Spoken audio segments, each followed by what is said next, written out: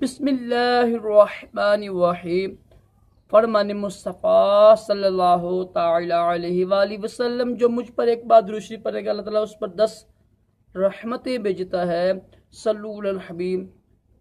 खाने के बाद बर्तन साफ करना भी सुन्नत मुबारक है।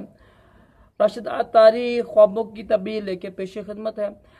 आज हम ख्वाब की तबीर सुनेंगे कि अगर किसी ने ख्वाब में देखा कि वो कुरान पाक को पढ़ रहा है और दुरुस्त पढ़ रहा है, तो दुरुस्त पढ़ने की क्या तबीर होगी। कुरान पाक को ख्वाब में देखा, दुरुस्त पढ़ रहा है, अच्छे उधर खुश यानी आवाज़ के साथ पढ़ रहा है, इसकी अच्छी तबीर होती है। इसकी तबीर ये होगी, मुश्किलात दूर होंगी और उसके घर में खुशहाली आएगी, इल्म में इजाफा होगा और परेशानियाँ दूर होंगी। कुरान पाक को खुश आवाज़ के साथ पढ़ना अच्छी तबीर होती है।